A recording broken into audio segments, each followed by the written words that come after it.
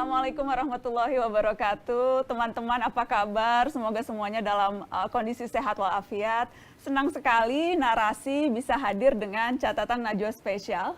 Kenapa spesial? Karena hari ini kita akan berdiskusi, bertukar pikiran untuk saling menyejukkan hati, memakmurkan hati. Dan seperti biasa catatan Najwa, bukan seperti biasa, ini spesial karena biasanya Syihab-Syihab yang ada Abi Quraish, tapi karena catatan Najwa hari ini juga spesial dengan topik dan pembahasan yang juga khusus.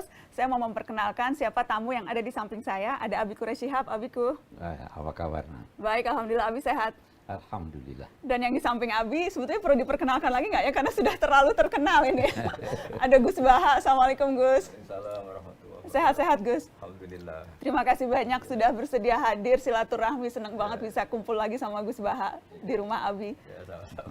Abiku dan Gus Baha, kita mau memulai dulu diskusi ini.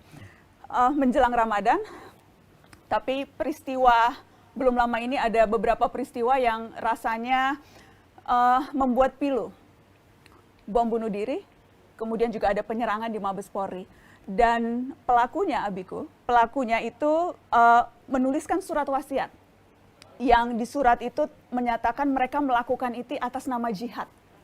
Spesifik ditulis bahwa menurut mereka tingkatan ibadah tertinggi inilah yang bisa mereka lakukan. Tauhid, sholat, kemudian jihad. Nana ingin tahu bagaimana Abi dan Gus Baha melihat itu. Baik, bismillahirrahmanirrahim. Abi terus terang tidak ingin berkata bahwa salat jihad yang tertinggi. Tapi yang tertinggi itu adalah syahadat alla ilaha illallah. Itu yang tertinggi. Dan semua kegiatan, apapun kegiatan itu, kecil atau besar, harus dikaitkan dengan la ilaha illallah, harus sejalan dengan tuntunan la ilaha illallah. Jadi kalau ada satu kegiatan, boleh jadi kegiatannya dinilai sebagai kegiatan jihad atau apalah, tetapi tidak sesuai dengan prinsip-prinsip yang ditetapkan Allah, maka itu bukan suatu, jangankan memiliki nilai tertinggi, itu bukan suatu aktivitas yang direstui oleh agama. Nah, memang selama ini banyak kesalahpahaman tentang jihad. Jihad itu menggunakan seluruh daya untuk mencapai sesuatu yang luhur. Nah, jadi jihad bukan hanya dalam bentuk perang. Bahkan kalau kita buka ayat-ayat Al-Quran, kita akan menemukan bahwa sejak Nabi di Mekah, itu sudah ada perintah jihad, wajahidhum bihi jihadan kabira. Itu di surat Al-Furqan. Itu turun sebelum Nabi hijrah. Berjihadlah melawan para pendurhaka dengan jihad yang besar, berjihad dengan nilai-nilai Al-Quran. Jadi jihad dengan Al-Quran. Jihad dengan wajahidhum bihi jihadan kabira. Bukan dengan pedang. Bukan dengan pedang. Tidak pernah upaya untuk meyakinkan orang tentang kebenaran agama itu dapat meyakinkan dengan kekerasan.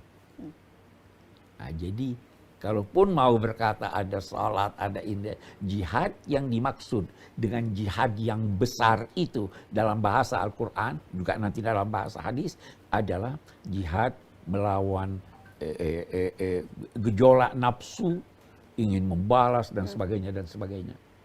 Okay. Karena itu mereka yang melakukan bom bunuh diri sebenarnya salah langkah. Mestinya mereka itu berjihad dengan menampilkan nilai-nilai ajaran agama, menunjukkan kehebatan ajaran agama ini sehingga mereka masuk Islam. Kalau dia non-muslim, atau sehingga mereka itu yang masih kurang beraktivitas yang baik, lebih baik aktivitasnya. Itu kira-kira yang Abi ingin katakan ya. Pemahaman jihad yang keliru ini, Gus Baha, itu bagaimana menurut Gus Baha? Karena kemudian ini begitu mudah penafsiran-penafsiran dan pemahaman keliru ini dimanipulasi, dimanfaatkan justru untuk berbuat hal-hal yang melenceng? Bismillahirrahmanirrahim. Sebagaimana yang dikatakan Pak Kures, wajah itu bihi jihadan kabira. Kita misalnya meliti Quran ya, karena ini bidang yang kita tekuni. Termasuk saat tadi pagi juga sedang ngajar di Baitul Quran di Habib Ali.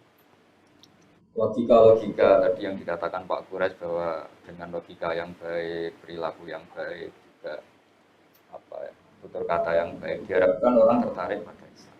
Saya beri contoh.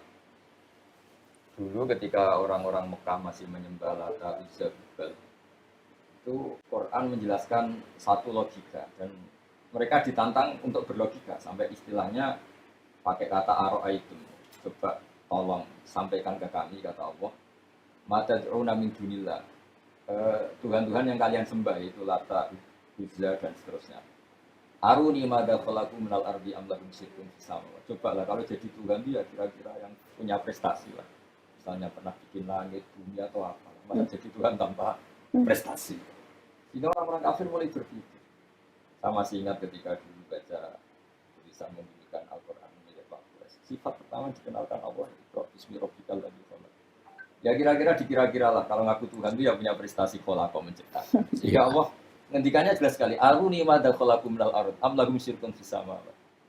Sehingga terus ada definisi akal yang membuka pikiran mereka betapa bodohnya kita nyembah Lata, Uzza, Hubal dan Manat dan seterusnya untuk menyembah makhluk yang lain.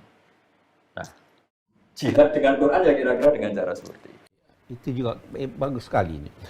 Abi ingin katakan sebenarnya kesalahan memberikan penjelasan tentang arti jihad itu bisa jadi dilakukan oleh orang-orang dengan maksud baik, tetapi tidak paham. Saya ingin beri contoh dalam terjemahan Al-Quran. Dulu, sekarang alhamdulillah sebagian sudah diubah. Itu ada jahidu bi amwalikum wa anfusikum. Berjihadlah dengan harta kamu dan anfusikum diartikan jiwa kamu. Padahal seharusnya Totalitas kamu. totalitas. Dengan hartamu, dengan pikiranmu, dengan tenagamu. Kan kita tidak bisa terlepas dari ini. Dengan waktumu, dengan tempat. Ketika jiwa seolah-olah jadi kita perlu mengorbankan jiwa untuk Perlu mencapai mengorbankan jihad. jiwa. Padahal boleh jadi itu dulu digunakan ketika kita dalam perang melawan penjajah. Tetapi setelah itu selesai, itu sebabnya Abi ingin tambahkan begini. Orang yang melakukan bunuh diri itu untuk mematikan orang lain, itu bertentangan dengan ajaran agama. Kenapa? Karena yang dibunuh itu orang yang wajar dibunuh. Yang melanggar ketentuan-ketentuan. Ini apa yang dia langgar? Orang di gereja ngapain? Islam biarkan dia, membolehkan dia untuk berada di sana untuk menyembah Allah. Tidak ada yang dilanggar. Begitu juga ke kantor-kantor polisi Iya. dan sebagainya sama sekali. Oke, Biku.